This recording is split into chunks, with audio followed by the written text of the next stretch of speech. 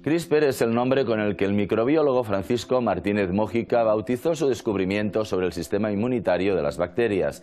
Se trata de unas curiosas repeticiones en el ADN que las defienden de los virus. Ese mecanismo es la base de una técnica de edición del genoma que está cambiando la investigación genética por su eficacia sin precedentes, sus múltiples aplicaciones y su bajo coste económico. El reportaje es de Nuria Garrido.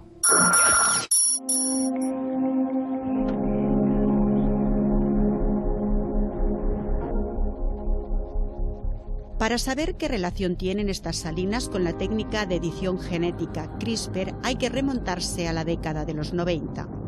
Yo estaba estudiando cómo unos microorganismos que habitan exclusivamente en estos ambientes salobres eran capaces de precisamente esto, de sobrevivir en condiciones en las que no puede hacerlo ningún otro ser vivo. Entonces, analizando las regiones del genoma de estos microorganismos, nos encontramos con unas secuencias muy peculiares por su disposición. Eran repeticiones en el ADN de estos microorganismos que se repetían a distancias regulares.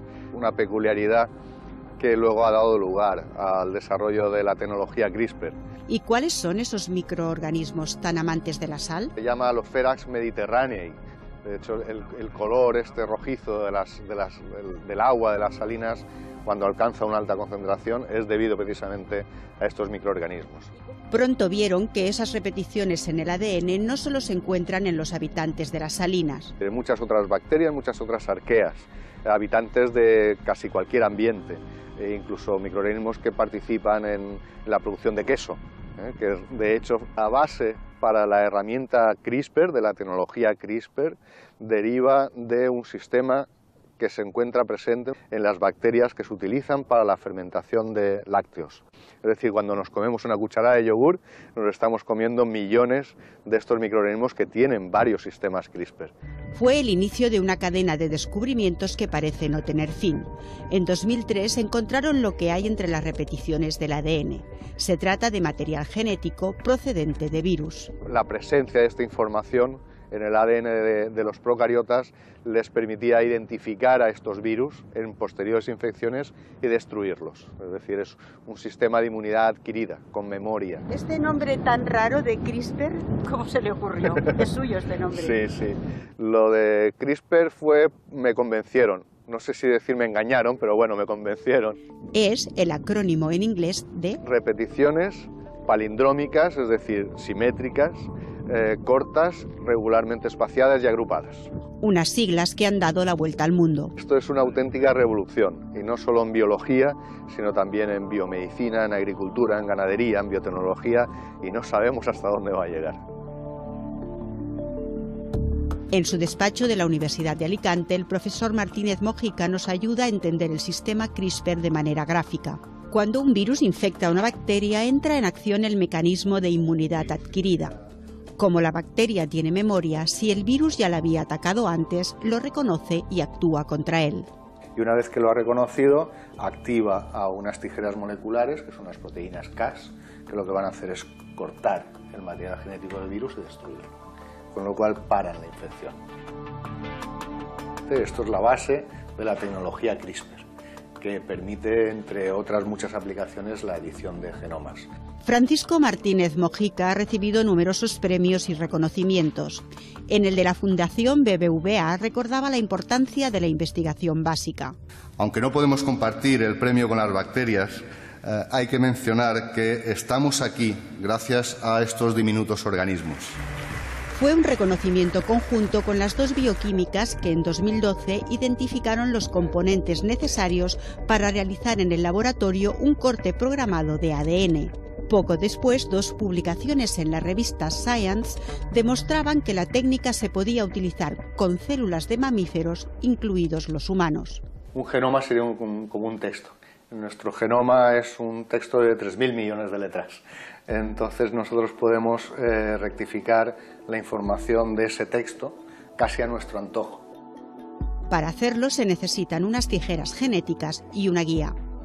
Estos dos componentes del sistema, digamos ahora ya, de edición de genomas, son una guía que uno puede sintetizar fácilmente en el laboratorio, que lo único que tiene es la información del lugar donde tú quieres reescribir. Es como si le dijéramos ahora a las tijeras dónde tienen que ir. Es decir, de esos 3.000 millones de letras, tú puedes llevar las tijeras a una letra en particular y producir un corte justo ahí.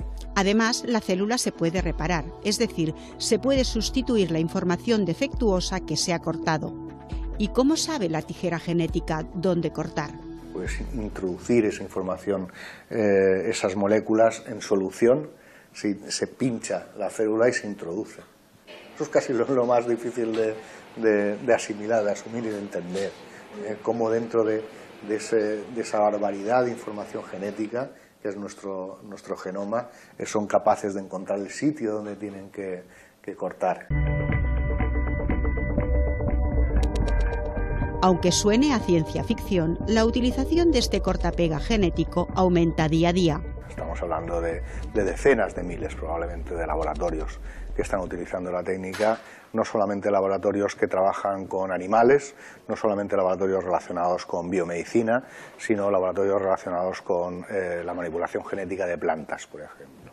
Existen otras herramientas de edición genética. Con respecto a estas otras alternativas, CRISPR es mucho más preciso, mucho más eficaz, sobre todo más económico, más barato y más fácil de utilizar.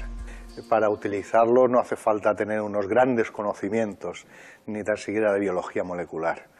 Esto, de hecho, es lo que ha hecho que se hable de una democratización de la edición genética, lo cual te permite hacer ensayos genéticos complejos, actuar sobre varios puntos distintos al mismo tiempo en el mismo experimento, cosa que no se podía hacer antes. Las investigaciones con animales buscan las causas genéticas de enfermedades como el Alzheimer, el albinismo y muchos tipos de cáncer. Se están reproduciendo esos defectos genéticos en animales de laboratorio para el estudio de la enfermedad. El paso siguiente, que también se ha iniciado ya, es el uso de estas herramientas en terapia, como agente terapéutico, es decir, como un fármaco para curar enfermedades. También están en marcha 20 ensayos clínicos con células humanas. Para curar cáncer, para eliminar el virus del SIDA de individuos infectados, para eliminar el virus del papiloma, para evitar que se desarrolle cáncer de cervix, por ejemplo. Es decir, se ha dado el paso ya al humano en cuanto a aplicaciones terapéuticas. Se ha investigado mucho en células humanas. Incluso se han generado embriones humanos modificados genéticamente con esta técnica para eliminar una enfermedad que heredaban de los progenitores o para generar embriones que son resistentes a infección por el virus del SIDA.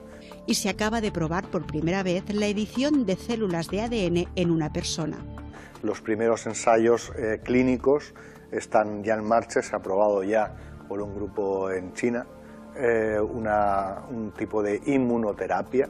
Lo que se ha conseguido es modificar esas células de un paciente con cáncer de pulmón para que sí sean capaces ahora, una vez reimplantadas, que ya se han reimplantado en el paciente, que sean capaces de ir a esas células cancerígenas y destruirlas. Estos avances avivan el debate sobre la necesidad de una nueva regulación. Por estas posibilidades que se abren y esta limitación, digamos, legal a la hora de llevar a cabo una terapia en embriones o en humanos utilizando esta técnica, sobre todo en la modificación de células de la línea germinal que pueden dar lugar a un individuo modificado genéticamente. Hace unos años era casi impensable, se podía hacer, pero ahora se puede hacer mucho más fácilmente y eso ha despertado una gran preocupación. Hace un par de años que este microbiólogo aparece en las quinielas para los Nobel de Medicina o de Química. Está convencido de que la técnica que se pudo desarrollar gracias a su investigación inicial e implica a varios científicos obtendrá ese reconocimiento. Para CRISPR tiene que haberlo, necesariamente lo habrá. Ya no solamente por las repercusiones que pueda tener en cuanto a su uso como agente terapéutico, sino por lo mucho que ya se está avanzando en investigación gracias a esta tecnología. Muy probablemente se espera a que se puedan conseguir curar enfermedades que antes eran inabordables. La fama de las siglas que surgieron de los inquilinos de las Salinas es tal que ya tienen su canción y aparecen en series televisivas. Una cadena de Estados Unidos incluso prepara un proyecto que se titulará CRISPR. Sigue impactando cada vez. En la primera ocasión en que me pasaron un vídeo de un episodio de una serie en la que se hablaba de CRISPR, digo, madre de Dios. Y además, ten en cuenta, cuando se habla de algo a lo que le has dado tu nombre y aparece en todas partes, bueno, no llegas a creértelo. Martínez Mojica no se olvida ni de las bacterias ni de los virus. Actualmente busca un sustituto para los antibióticos. Estos mismos virus que matan bacterias en la naturaleza, identificar componentes de estos virus para matar bacterias, con el mismo propósito que ocurre en la naturaleza, pero en sustitución de los antibióticos. Y sigue trabajando en la capacidad de las bacterias para pasar de generación en generación su inmunidad. Tiene esa capacidad de recordar, de tomar fragmentos de ADN, guardárselo y tener una memoria y digamos como un registro del rencor que tienen las bacterias y los procariotas a quienes les invaden e intentan hacerles daño. Su objetivo ahora es descubrir cómo adquieren esa memoria.